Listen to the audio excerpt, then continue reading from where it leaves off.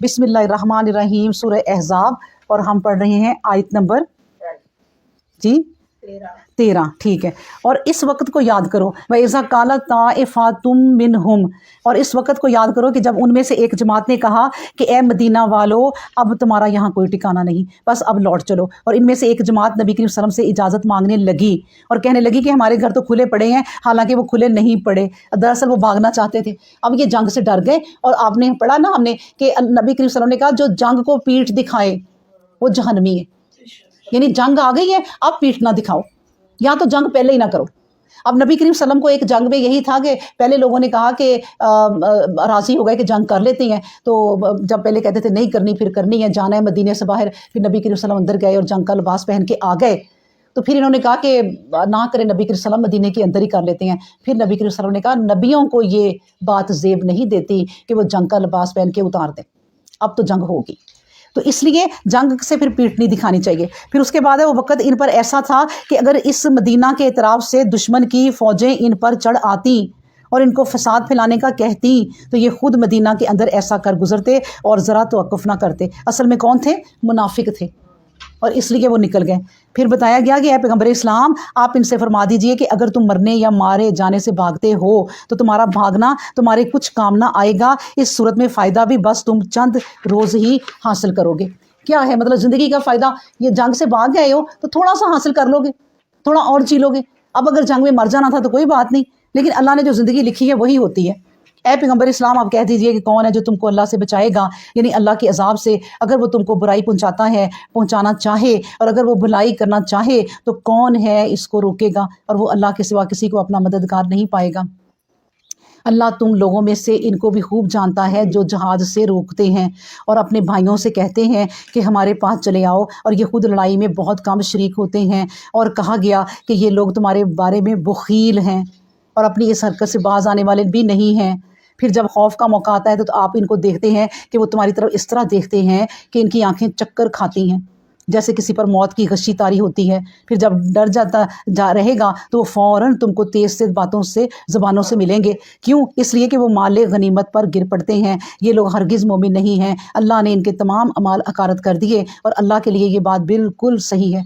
देखिए, बात ये है कि अल्लाह तबारक व तआला ने अपने नबी को हर बात बतानी है, और अब इस बात से हमें पता चलता है कि नबी को देखें इतनी बड़ी बड़ी बातों का भी नहीं पता कि कौन दुश्मन है और कौन मुनाफिक है। अल्लाह ने बता दिया कि कौन तुम्हारा दुश्मन है, कौन मुनाफिक है। और अल्लाह ने ये भी कहा कि आप तो देखें, जो होता है ना, ख़ास तौर पे जो रसूल होता है वो अपने तबलीग दे रहा होता है, उससे तो ये नहीं पता कि ये आंखें ऐसे कर रहे हैं, ऐसे कर रहे हैं, एक्शन कर रहे हैं, फजूल मुँह बसोड़ रहे हैं, कुछ भी नहीं पता। और आपको बताऊँ, आखिरत में ये आँखों के इशारे, जो औरतें एक दूसरे को इशारों से कह देती हैं कि देखो ज़रा वो क्या कर रही है, आँखों के इशारों से, अल्लाह कहता है मैं आँखों के इशारों का भी हिसाब लूँगा।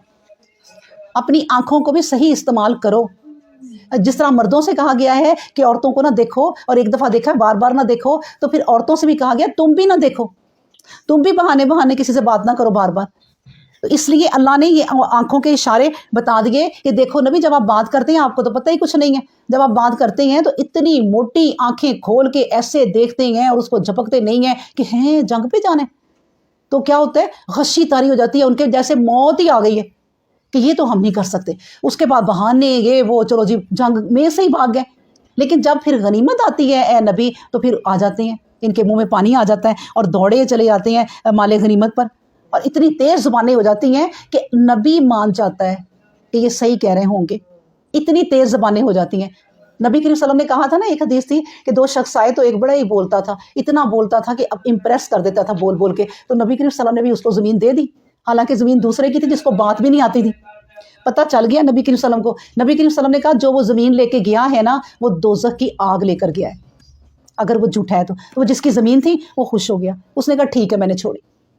अल्लाह अकबर। फिर कहा ये ख्याल करते हैं कि कफ़ार की फ़ौजें अभी तक नहीं गईं, और अगर वो फ़ौजें फिर आ जाएं तो इनकी तमन्ना होगी कि काश वो किसी तरह देहात में निकल जाएं और वही तुम सब कोई खबर पूछते रहें, और अगर वो तुम में शामिल रहें तुम भी लड़ाई में बराए नाम ही हिस्सा लें, इसलिए कि वो यानी अगर शामिल भी हो जाए ना तो बराए नाम ही हिस्सा लेंगे, इसलिए कि वो बुज़दिल भी हैं और अहद शिकन भी हैं। हमारे यहाँ भी इस तरह ही लोग हैं ना कि किसी बच्ची की शादी हुई तो माँ ने अपनी दूर से बहनों को बुला लिया कि आ जाओ बहन मेरे साथ रहना और मेरे साथ काम शाम कराना, लेकिन वो अंदर से दिल में बड़ा जल रही है, اور بس امی نام کا ہی کام کر رہی ہے، بیٹھی ہے، بلکہ الٹا آگے وقت ڈال دیا، میں بیمار ہو گئی، مجھے ڈاکٹر کے لے کے چلو، مجھے دوائی دو، مجھے کھانا دو، وہ الٹی مصیبت پڑ گئی۔ تو یہی بات اللہ کر رہے ہیں کہ یہ لوگ اتنے بزدل ہیں، نبی اگر یہ گئے بھی کچھ نہیں کریں گے اور لوگوں کو بھی بہکائیں گے کہ تم بھی کیوں آ گئے۔ پھر کہا گیا اب بلا شبہ تمہارے لیے اے مومنو رسول اللہ میں بہترین نمونہ ہیں، خصوصاً ان لوگوں کے لیے جو تم میں سے اللہ کی ملاقات اور آخرت کے دن کے آنے کی امید رکھتے ہیں اور اللہ کی یاد کثرت سے کرتے ہیں۔ اور جب مومنوں نے لشکروں کو دیکھا تو وہ بول اٹھے کہ یہ تو وہی شکار ہے جس کا اللہ اور اس کے رسول نے ہم سے وعدہ کیا تھا، اور اللہ اور اس کے رسول نے سچ فرمایا تھا، اور ان کا ایمان اور اطاعت شماری مزید بڑھ گئی۔ یعنی اللہ تبارک و تعالیٰ نے ان کو یہ بھی کہا جاتا ہے کہ کم کر کے دکھایا تھا، تو انہیں اتنی فکر نہیں ہوئی، انہوں نے کہا ٹھیک ہے ہاں یہ تو ہمارے شکار ہیں، ہم تو آگے بڑھیں گے۔ اللہ نے مومنوں کو طاقت دے دی۔ مومنوں میں سے ایسے لوگ بھی ہیں جنہوں نے اللہ سے جس بات کا عہد کیا تھا وہ سچ کر دکھایا اور اپنی شہادت تک اس پر قائم رہے۔ پھر بعض نے تو اپنی ذمہ داری کو پورا کیا، اور بعض تو وہ ہیں جو منتظر ہیں اور اپنے عہد و پیمان میں ذرا بھی نہیں بدلتے۔ یعنی اللہ تبارک و تعالیٰ کہتے ہیں، جیسے میں اس کی مثال آپ کو دوں کہ نبی کریم صلی اللہ علیہ وسلم کے پاس ایک صحابی کھڑے، تو نبی کریم صلی اللہ علیہ وسلم جہاد کی اہمیت بیان کر رہے تھے، تو وہ کھجور کھا رہے تھے، انہوں نے آدھی کھجور رکھی اور تلوار پکڑی اور جا کے لڑنے لگ گئے، اور کہتے ہیں وہیں لڑتے لڑتے وہ شہید بھی ہو گئے۔ تو یہ جذبہ تھا کئیوں کا، وہی اللہ بتا رہے ہیں کہ کئی تو ایسے تھے کہ انہوں نے اپنی باتیں سچ کر دکھا دی اپنے نبی کے ساتھ۔ پھر کہا تاکہ اللہ سچوں کو ان کے سچ کا بدلہ دے، اور منافقوں کو چاہے عذاب دے یا ان کی توبہ قبول فرمائے۔ جب وہ پھنستے ہیں تو توبہ کرتے ہیں، بلا شبہ اللہ بڑا بخشنے والا، بہت ہی پیار کرنے والا ہے۔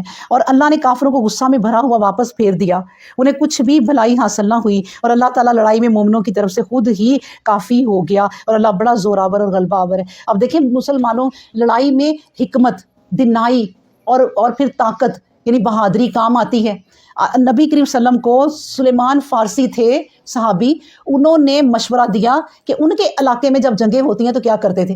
انہوں نے کہا ہمارے علاقے میں نبی کریم صلی اللہ علیہ وسلم جب جنگیں ہوتی ہیں تو یہاں خندق کھود دیں، یہاں سے ایک خندق کھودنے میں آپ سوچیں کتنے دن لگے ہوں گے، اور جہاں جہاں کوئی پہاڑی آ جاتی تھی تو اس کو کاٹنا، اس کو کرنا، اور یہی جنگ میں جو خندق کھودی گئی تھی اس میں نبی کریم صلی اللہ علیہ وسلم بذات خود بھی شامل تھے۔ پھر ایک صحابی نبی کریم صلی اللہ علیہ وسلم کے پاس آ گیا کہ نبی کریم صلی اللہ علیہ وسلم اب تو حد ہی ہو گئی ہے، دیکھیں میں نے پیٹ میں پتھر باندھا ہوا ہے کہ بھوک لگی ہوئی ہے، ایک کھجور بھی نہیں رہی۔ تو نبی کریم صلی اللہ علیہ وسلم نے اپنا کرتا اٹھا کے دکھایا، میں نے 2 باندھے ہوئے ہیں۔ تو یہ کر کیا رہے ہیں؟ خندق کھود رہے ہیں، مزدوری کر رہے ہیں، اور واقعی ان کی یہ پلاننگ کامیاب ہوئی۔ یعنی اپنی پلاننگ جو اسلام کے لیے ہے، اپنی کسی جنگ کے لیے اچھی پلاننگ کر لینی چاہیے۔ تو پھر کیا ہوا کہ وہ جب بھی آتے تھے تو ان کے گھوڑوں سمیت وہ خندق میں گر جاتے تھے، اور پھر مسلمان ان کو پکڑ لیتے تھے۔ اس طرح اللہ تعالیٰ نے ان کی مدد کی، اور اہل کتاب میں سے جو ان کافروں کے لشکر کے پشت پناہ ہوئے تھے، اللہ نے ان کو ان کے قلعوں سے نیچا اتار دیا اور ان کے دلوں میں دہشت ڈال دی، اور جس کا نتیجہ یہ ہوا کہ بعض لوگوں کو تم نے قتل کیا اور بعض کو قید کیا۔ بنو نذیر کی یہ بات میرا خیال ہو رہی ہے کہ ان کے قبیلے تھے اور بڑے بڑے ان کے یہ محل تھے، بنو قریظہ، بالکل بنو قریظہ کی یہ بات ہو رہی ہے کہ ان کے بڑے بڑے یہاں پر قلعے بنائے ہوئے تھے، اور ان پہ اتنی دہشت چھا گئی کہ وہ اپنے قلعوں کو چھوڑ کے چلے گئے، اور پھر وہ جاتے جاتے بھی نا انہوں نے کئی مطلب کہ دروازے توڑ دیے، کئی نقصان پہنچا دیا کہ ان کے جو حوالے ہونے کھجور کے کئی درخت گرا دیے تاکہ یہ ان کے کام نہ آئے، جتنا نقصان کر سکتے تھے کیا۔ تو پھر اللہ تبارک و تعالیٰ فرماتے ہیں، اور اللہ رب ذوالجلال والاکرام نے تم کو ان کی زمین اور ان کے گھر اور ان کے مال اور اس زمین کا جس پر تم نے کبھی قدم بھی نہ رکھا تھا مالک بنا دیا، اور اللہ ہر چیز پر قدرت رکھتا ہے۔ اے پیغمبر اسلام صلی اللہ علیہ وآلہ وسلم، آپ اپنی ازواج مطہرات سے فرما دیجئے کہ اگر تم دنیا کی زندگی اور اس کی زینت کو چاہتی ہو تو آؤ میں تم کو دنیا کا کچھ فائدہ مال و متاع دے کر حسن خوبی کے ساتھ رخصت کر دوں۔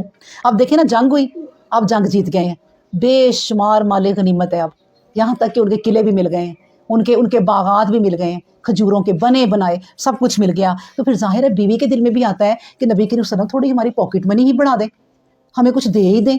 تو بیویاں کہتی ہیں، کیوں نہیں کہتی، اور کوئی غلط بات بھی نہیں ہے۔ بیویوں نے کہا ہوگا کہ نبی کریم صلی اللہ علیہ وسلم ہمیں بھی کوئی غلام دے دیں، ہمیں بھی کوئی تھوڑا سا وہ کھجوروں کا ایک درخت دے دیں گے، اس طرح کوئی بھی مانگی ہوں گی۔ اللہ کو نہیں پسند آیا، کیوں؟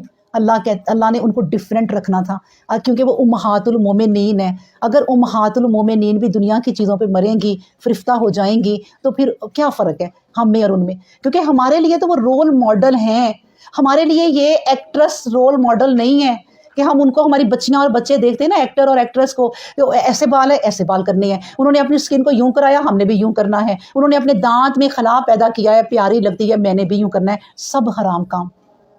اور ہمارے بچے ان کو آئیڈیل بنا رہے ہیں، ان کو ماڈل بنا رہے ہیں، کیوں؟ اسلام سے دوری، قرآن سے دوری۔ ماؤں نے کبھی قرآن نہیں سنایا، ماؤں نے کبھی انہیں امہات المومنین کی کہانیاں نہیں سنائی۔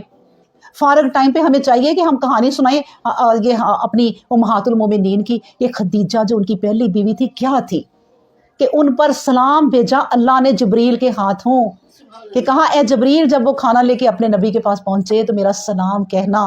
تو نبی پھر جو ہے وہ جبرائیل علیہ السلام نے کہا کہ اللہ نے آپ کو سلام کہا اور میں بھی آپ کو سلام کہتا ہوں، یعنی وہ کام کرنا ہے جو اللہ نے کیا۔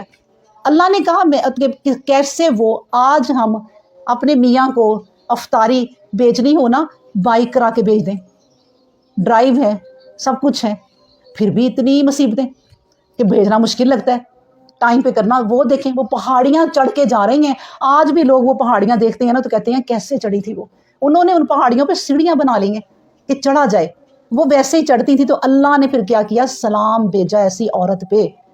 تو اس طرح کی کہانیاں ہم تھوڑی تھوڑی اپنے بچوں کو سنائیں۔ یہ امہات المومنین ہیں جن کے لیے اللہ تعالیٰ نے دنیا کی محبت پسند ہی نہیں کی۔ دنیا کا مال کیا تھا اگر نبی کریم صلی اللہ علیہ وسلم کسی کو ایک درخت دے دیتے کھجوروں کا، یہ تمہارا ہے، ایک غلام دے دیتے 2-3 بیبیوں کو، یہ باری باری ان کے گھر جا کے ان کا تھوڑا کام کر دے، کیا تھا؟ نہیں، لیکن یہ فرق ہو جانا تھا امہات المومنین کا ہمارے لیے ماڈل بننا کہ دیکھو بچیوں تمہیں کیا ہو گیا ہے، ایک کچن میں کھڑے ہو کے اپنی ساس کے لیے چائے بنانے کو اتنی مصیبت سمجھتی ہیں کہ کیوں ہم بنائیں، اس کی شکایت اپنی ماں سے کرتی ہیں کہ مجھ سے جی چائے بنائی جا رہی ہے، اور آگے سے ماں بھی کیا کہتی ہے؟ بیٹا میں ڈرائیور کو بھیجتی ہوں، آ جاؤ گھر آ جاؤ تم۔ اتنی سی باتوں سے گھر تباہ ہو رہے ہیں۔ جب تک ہم یہ امہات المومنین کی کہانیاں نہیں پڑھیں گے، اب دیکھیں انہیں اتنی سی سہولتیں نہیں مل رہی۔ آپ کو پتہ ہے حضرت عمر فاروق رضی اللہ عنہ یا عثمان رضی اللہ عنہ کا واقعہ ہے، مجھے یاد نہیں رہا، کہ انہوں نے حلوہ کھایا، ان کی بیوی نے بنایا، انہوں نے کہا تو اللہ کی بندی حلوہ کیسے بنا لیا؟ کہتی میں تھوڑا تھوڑا آٹا نا اتنا 2 چٹکی الگ کرتی رہی، جب 15 دن کا یا 10 دن کا اکٹھا ہوا تو میں نے اس کو چھان کے حلوہ بنایا۔ انہوں نے آرڈر کیا کہ اس کا آٹا اتنا ہی کم کر دو، کہ یہ حلوہ بنا کے کھا رہی ہیں گھر میں، یعنی ہماری عوام بھوکھی رہے اور یہ میری بیوی حلوہ کھائے۔ یہ دیکھیں آپ، یہ دونوں چیزیں ہم میں بھی اور ہمارے حکمرانوں میں دونوں طرف ہی ختم ہوئی ہیں۔ ہم صرف حکمرانوں کو ہی نہ روئیں، ہم لوگ بھی بڑے گندے ہیں۔ تو اس لیے اللہ تعالیٰ نے کہا کہ یہ سارا کچھ جو مانگ رہی ہیں ان کو رخصت دی گئی ہے، چلو پھر دنیا کی چیزیں لے لو، یہ خوبی کے ساتھ میں تمہیں دے دیتا ہوں، زیادہ دے دیتا ہوں، لیکن کیا کرنا اب میں تمہیں فارغ کرتا ہوں، اللہ نے کہہ دیا۔ اب دیکھیں جب عائشہ سے سب سے پہلے بات کی نبی کریم صلی اللہ علیہ وسلم نے، عائشہ رضی اللہ عنہا نے، کہ اللہ نے یہ کہہ دیا ہے تو تمہارا دیکھو مجھے جواب نہ دینا، تم چھوٹی ہو، میں کوئی غلط جواب دے دو، پیار جو تھا کہ کہیں چلی نہ جائے، وہ بچیوں کو پسند ہوتی ہیں چیزیں کہ میں کھجور کے درخت پہ جھولا ڈالوں گی، چلو جی میں جھولے لوں گی، چھوٹی تھی نا۔ نبی کریم صلی اللہ علیہ وسلم نے کہا کہ ابھی نہ بتانا، پہلے اپنے ماں باپ سے مشورہ کر لینا پھر مجھے جواب دینا۔ اللہ نے کہا ہے اگر تمہیں ان غنیمتوں میں سے کچھ چاہیے تو پھر میں تمہیں فارغ کر دیتا ہوں۔ تو وہ کہتی ہے اس میں سوچنے کی کیا بات ہے، اپنے ماں باپ سے فیصلہ لینے کی کیا بات ہے نبی کریم صلی اللہ علیہ وسلم، میں تو آپ کو پسند کروں گی، میں تو آخرت کو پسند کروں گی، تو میں نہیں یہ چیزیں لوں گی۔ کہ وہ خوش ہو گئے، نبی کریم صلی اللہ علیہ وسلم کا چہرہ کھل گیا کیونکہ فیورٹ بیوی ہے، محبوبہ ہے وہ ان کی۔ تو وہ گئے باہر گئے ہیں تو کہتی ہیں اچھا سنیں دوسری بیویوں کو نہ بتانا کہ میں نے یہ جواب دیا، مطلب یہ کہ وہ یہ کہیں کہ ہمیں چاہیے تو وہ انہیں لے کے فارغ کریں تاکہ میں اکیلی جو ہے نا وہ امہات المومنین بن جاؤں، نبی کی لاڈلی بن جاؤں۔ دیکھیں یہ عورتوں کی نیچر میں ہے، یہ کوئی گناہ کی بات نہیں ہے۔ انہوں نے کہا میری بات نہ بتانا، یہ عورتوں کی ایک فطرت بھی بتا دی اللہ نے۔ جب گئے ہیں تو عورتوں نے کیا کیا؟ سب نے کہا عائشہ نے کیا جواب دیا۔ اب نبی نے کہا عائشہ جب پوچھ لیں گی تو میں بتا دوں گا، پھر تو میں نہیں جھوٹ بول سکتا، نہیں آپ بتائیں عائشہ نے کیا جواب دیا۔ اور نبی کے صلی اللہ علیہ وسلم نے کہا اس نے تو کہا ہے کہ میں آخرت اور آپ کو چنتی ہوں، وہ کہتی ہم بھی آخرت اور آپ کو چنتے ہیں۔ تو یہ ہیں وہ بیویاں، سبحان اللہ، نہیں کلے نہیں رہن دینا۔ اس کے بعد ہے اگر تم دنیا کی زندگی اور اس کی زینت کو چاہتی ہو تو آؤ میں تم کو دنیا کا کچھ فائدہ اور مال و متاع دے کر اس نے خوبی کے ساتھ رخصت کر دوں، اور اگر تم اللہ اور اس کے رسول اور آخرت کی اچھی زندگی کو پسند کرتی ہو تو اللہ نے تم میں سے نیکی کرنے والوں کے لیے اجر عظیم تیار کر رکھا ہے۔ آخری آیت غور سے سن لیں، یعنی اپنا نا انجام خراب نہ کیا کریں، آخری آیت کی بھی تھوڑی سی تفسیر ہوتی ہے، پہلے ہی دل میں آیا تھا اٹھ جاؤ سمیٹو اپنی چیزیں، ٹھیک ہے نا؟ نہیں، ہاں بالکل نہیں. اللہ نے تم سے نیکی کرنے والیوں کے لیے اجر عظیم تیار کر رکھا ہے، جو اس دنیا سے رخصت ہوتے ہی تم کو مل جائے گا. یعنی اللہ ہم سب بیویوں سے کہہ رہے ہیں کہ تم بھی اپنے میاں کو تنگ نہ کرو کہ فلاں کے پاس اتنے کپڑے ہیں، آپ نے تو مجھے 2 سوٹ بھی نہ بنا کے دیے، فلاں کے پاس یہ ہے، فلاں کے پاس وہ ہے، ہم تو ساری زندگی کرائے پھرے، آپ تو گھر ہی نہیں بنا سکے. وہ میاں بیچارہ ٹینشن لے لے کے مر جاتا ہے، اور وہ جتنا خرچہ وہ اٹھا رہا ہوتا ہے نا، اللہ نہ کرے کہ وہ مر جائے، بعد میں خدا کی قسم پتہ چل جاتا ہے کہ اس کی جدائی کیا ہے. وہ جتنا کرتا تھا کیا تھا، وہ کوئی اس کے مقابلے میں نہیں. وہ چاہے جتنی چیزیں لا کے رکھتا تھا کوئی اور نہیں رکھ سکتا. وہ بے لوث تھا، وہ اپنے بچوں کی عزت کرتا تھا، بیوی سے پیار کرتا تھا، اس وقت وہ رونا نہیں ختم ہوتا. یہ اللہ نے کہا کہ اے نیک بیویوں، یہ سیکھو تم اپنی بیویوں سے کہانی، یعنی امہات المومنین سے. پھر کہا یا نساء النبی، اے نبی کی بیویوں، تم میں سے جو کوئی ناشائستہ حرکت کرے گی، اب سوچے ذرا، تو اسے دگنی سزا دی جائے گی، کیونکہ اس کو ایسی حرکت سے بچنا زیادہ ضروری تھا. اور یہ بات اللہ کے لیے آسان ہے، کسی کا نہیں اللہ لحاظ کرتا. میاں نبی کی بیویاں ہیں یا لوط کی بیوی ہے یا کوئی پیغمبر ہے، اللہ کسی کا نہیں لحاظ کرتا اگر حق پر نہیں ہے تو اللہ نے بتا دیا کہ دیکھو تمہیں یہ رتبہ اب دیا ہے، تم نے کہا مجھے دنیا اور آخرت نہیں چاہیے، ہمیں تو اللہ اور اس کا رسول چاہیے. تو یہ سوچ لینا اب کہ تم نے اگر کوئی زیادتی کی، تم نے اگر کسی غلام کی طرف یوں دیکھا یا کسی کی طرف دیکھا، تو تمہیں دگنی سزا ہوگی، کیونکہ تمہارا عہدہ زیادہ ہے. میں آپ سے کہتی ہوتی ہوں جتنا عہدہ بڑھتا جاتا ہے نا، اتنی ذمہ داریاں بڑھتی جاتی ہیں. جتنی آپ کی ترقی نا، آپ خوش ہوتے ہیں میرے بیٹے کو 17واں گریڈ مل گیا، میرے میاں کو 17واں 18واں گریڈ مل گیا، اور اس سے پیسے بڑے اب اوپر کے آئیں گے. وہ اوپر کے پیسے پھر آتے ہیں نا. یہ نہیں، اصل میں بات یہ ہے کہ 18واں گریڈ بڑھ گیا، کمر جھک گئی، اب کمر کس لیں. لیکن یہاں پر تو کمر کسی جاتی ہے پیسوں کے لیے، پھر اتنی ہی رشوتیں ملتی ہیں. اس آفیسر سے کام کرنا ہے، اتنے پیسے دو گے تو 1 سیکنڈ میں سائن کر دے گا. اب یہ امتحان ہے، سخت امتحان ہے. یہ جو آپ کو گریڈ ملا، یہ جو آپ کو دنیا ملی، یہ دنیا سخت امتحان ہے.